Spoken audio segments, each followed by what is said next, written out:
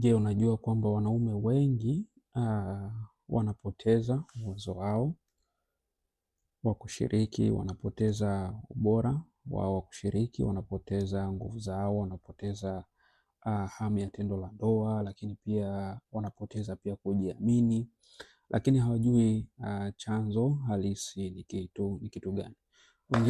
Wengine wanaamini ni uchawi, wengine wanaamini labda kuna kitu kimetokea, wengine wanaamini vitu ambavyo sivyo ambavyo vinavyohitajika. Sasa karibu sana kama ndo kwanza umeanza kutufuatilia na ndo kwanza mara yako ya kwanza katika vipindi vyetu, basi tunakukaribisha, karibu sana, lakini hakikisha umesubscribe mapema ili kuweza kupata nakala zetu za moja kwa moja. Sasa leo tunapenda kuchambua baadhi ya vitu vidogo tu katika kile kitabu chetu ambacho tulichokuwa tumekiandika. Kwa nini kile kitabu chetu kizuri ambacho tulikuwa sasa kile kitabu ambacho kilikuwa tumekiandika, afya mwanaume inaanzia hapa. Sasa leo nataka tuchambue kidogo, inaanzia wapi afya ya mwanaume na itakuwaje, utajuaje wewe uko sehemu gani, utakuwaje. Na kizuri kwamba usiondoke mpaka mwisho, sikiliza mpaka mwisho na nitakuonesha baadhi ya mambo ambayo wanaume wengi hawajui, wengine wanayapuuzia, wengine wanayapotezea na kupelekea changamoto kuwa kubwa sana katika afya zao. Sasa leo tutaanza kuzungumzia moja kwa moja, tutaenda moja kwa moja katika sehemu ya kwanza. Tunazungumza kwamba afya ya mwanaume ni nini, au afya ya mwanaume inahusisha nini na nini, au inahusisha kitu gani. Afya ya mwanaume kwanza ni afya ya uzazi, takiwa na uzazi vizuri, lakini pia ni homoni za kiume.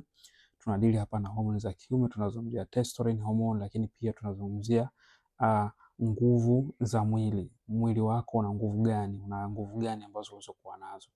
Lakini pia tunazungumzia afya ya akili, lakini pia afya ya akili, utulivu wako upoje, lakini pia mfumo wa mishipa yako ya damu ukoje, kwamba afya ya mwanaume siani tu wewe kuweza kufanya vizuri, lakini pia inahusika na hivi vitu vyote na uvizungumza hapa. Lakini pia tunazungumzia lishe, tunazungumzia usingizi, lakini pia tunazungumzia mazoezi. Katika hichi kitabu utapata mwongozo mzima kuhusu hivi vitu vyote ambavyo nimekuwa navieleza hapa kwa ufupi yani. Sasa tukiendelea, ukikosa kimoja katika hivi, basi uwezo wako unadhorotoka, unakuwa uko chini sana, unakuwa katika kiwango duni. Sasa tukianza kuzungumza sehemu yetu ya pili, dalili ambazo wanaume wengi sana ambazo wanazo na wanakuwa wanazipuuzia au wanajua, lakini wanafanya labda kwa makusudi au mazingira yanawazuia wao kufuata utaratibu vizuri. Okay, miongoni mwa dalili ambazo wanaume wengi wanakuwa wanazipuuza, huenda wanafanya kwa makusudi, huenda pengine wanafanya kwa mazingira yalokuwepo.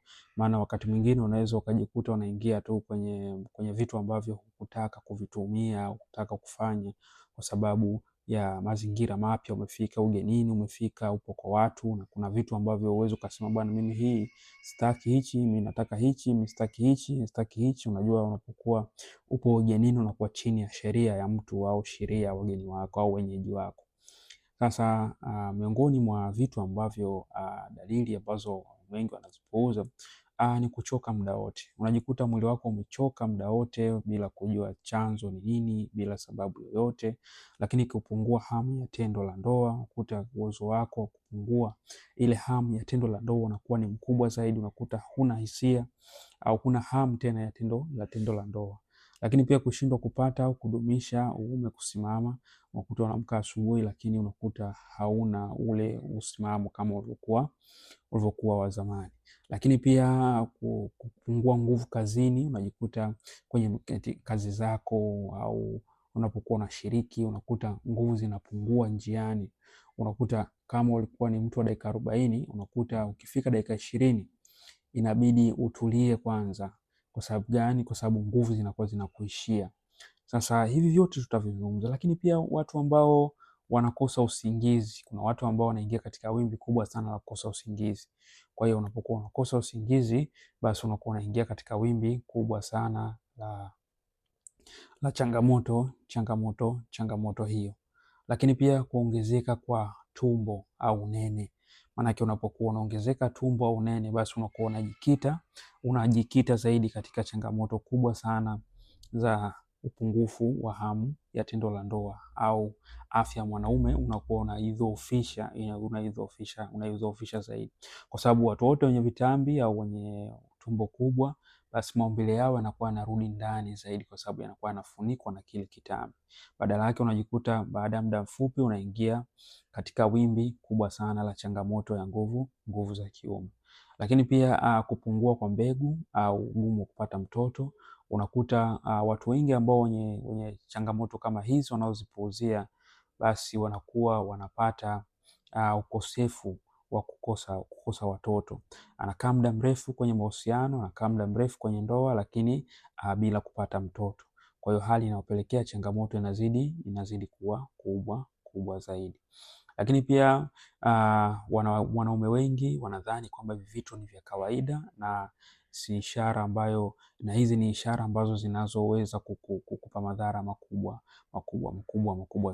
na ni vitu ambavyo vinahitaji matibabu ya haraka, kwa sababu unapokuwa haupati matibabu ya haraka, basi unakuwa unajikita katika kuongeza changamoto kubwa sana.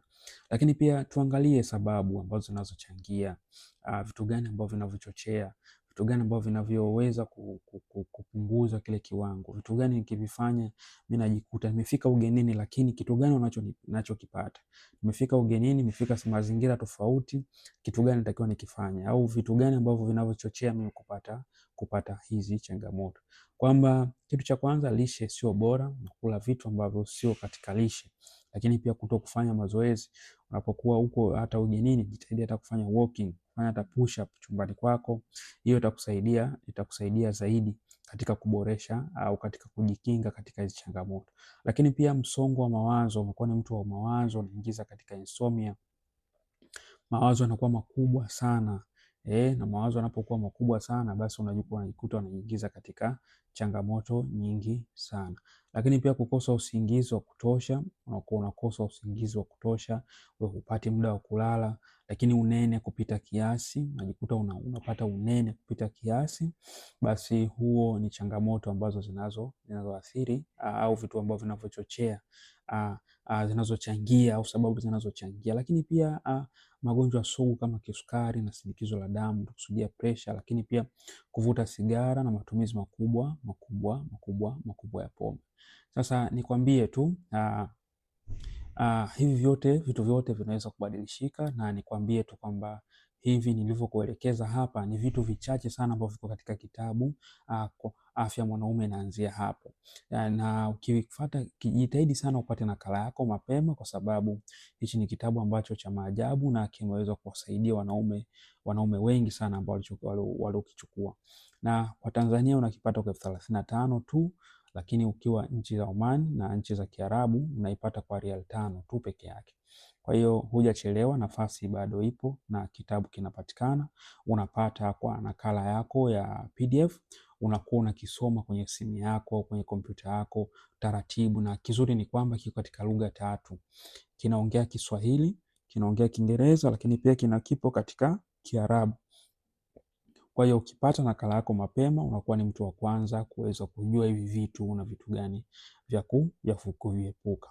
Kwa asante sana, Mungu akubariki. Na hakikisha kama bado hujasubscribe, basi hakikisha umesubscribe mapema ili kuweza kuwa mtu wa kwanza kupata nakala zetu za moja kwa moja. Asante sana na Mungu akubariki, tuonane katika vipindi vinavyokuja.